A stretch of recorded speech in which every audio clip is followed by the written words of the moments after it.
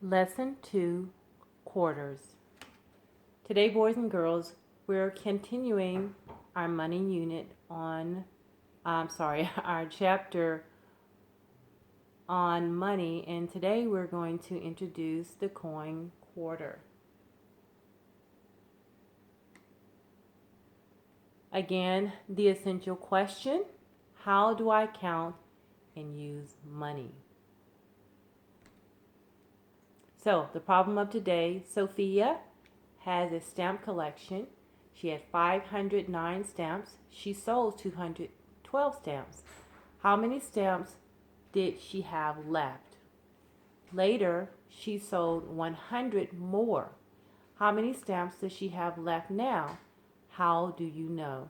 And so in order to solve this particular problem, we are going to have to do two steps. So the first thing we're going to need to do is figure out how many stamps Sophia had after she sold the 212 stamps. Our second step is, once we find that out, she later sells 100 more. So now how many stamps does she have left? And so to solve that problem, we have to say 509 minus 212. That will give us 219 stamps. Then she sells 100 more of those. And so what we're asking in the terms that we've used before is, what is 100 less? So 100 less than 297 is 197. So the total stamps that Sophia has left is 297 stamps. So now we're going to do a quick check. We're going to count to find the value of the coins. So as we look at the two problems that we have here on the board, on the video, the first problem is we have a dime, a nickel, and three pennies. And in the second equation, we have 3 dimes, 2 nickels, and 1 penny.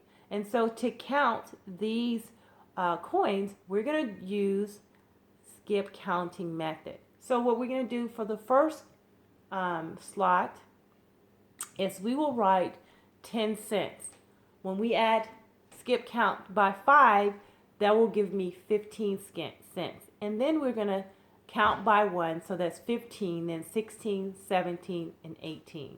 So in the first equation, when we add the dime, nickel, and the 3 pennies, we come up with 18 cents. For the second equation, we have 3 dimes, 2 nickels, and a penny. So when we skip count here, we just skip count the first 3 coins by 10. So that's 10, 20, 30. We're counting the money that we have.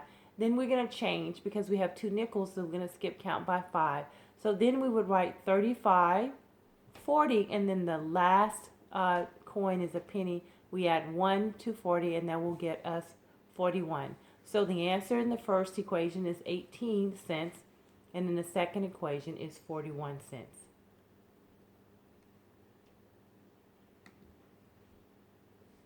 So we're going to do a quick check exercise. So we're going to test. We're going to do test practice. Nita has the coins you see below.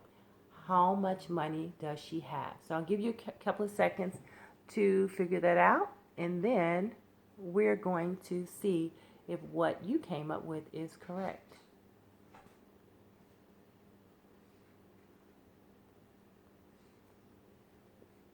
All right.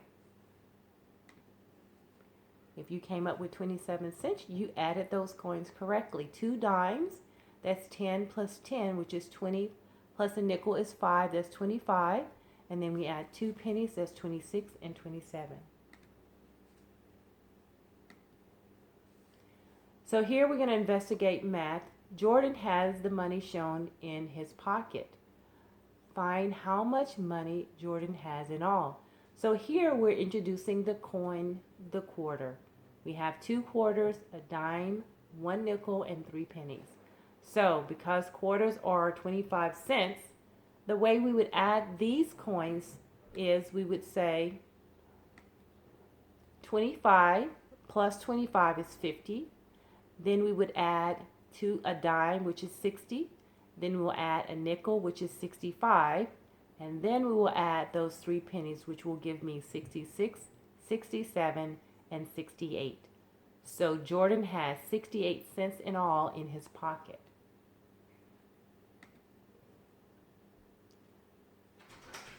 Now we're going to investigate the math. So Deanna has 3 quarters and 1 dime and 2 pennies. So we're going to want to demonstrate how much money Deanna has. So you can use real coins, play coins, or you can just write on your paper to do this, your scratch paper. You can write a Q for quarter, a D for dime, and a P for penny. So how we would solve this, if I actually use coins, and if we were in class, we would have our own coins, but we would have 3 quarters here, so that's 25 plus 25 plus 25. That will give me 75 cents. And then we will skip count by 10. 75, 85, 95, and then you add those 2 pennies, that was 96 and 97. So Deanna has 97 cents in all. Does she have enough money to buy a sticker that costs 93 cents? Yes, she does. How much money will she have left over? She will have 4 cents left over.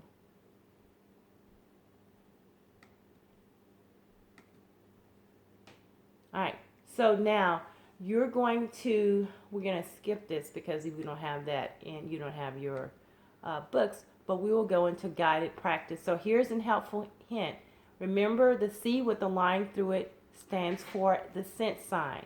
A quarter is equal to 25 cents. So if we're adding 3 quarters is 75 cents. So 25 and 25, 2 quarters is 50 cents, 3 quarters is 75 cents.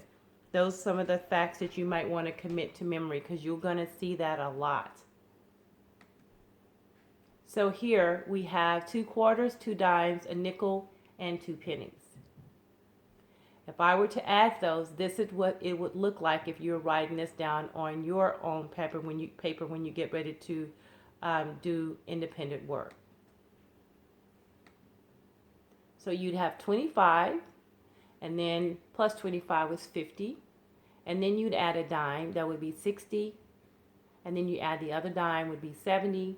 And then you add the nickel, which would be 75. And then the last nickel, which would be 80. And so the total value of the coins here is 80 cents. So again, we're going to count to find the value of the coins. That would be 3 quarters, a dime, a nickel, and a penny. So that's 25, 50, 75. Then we add a dime is 85 because we add 10 cents. Then we add a nickel, which is 5 cents. That's 90. And then we add a penny. That would be 91 cents. So the value of the coins is 91 cents. So how many quarters do you need to make 100 cents? The answer is 4 quarters. 4 quarters equal to 100 cents. Okay, I hope this will answer your questions. You can save this video or go back and look at this video over and over and over again if you need to. And this is end of lesson 2.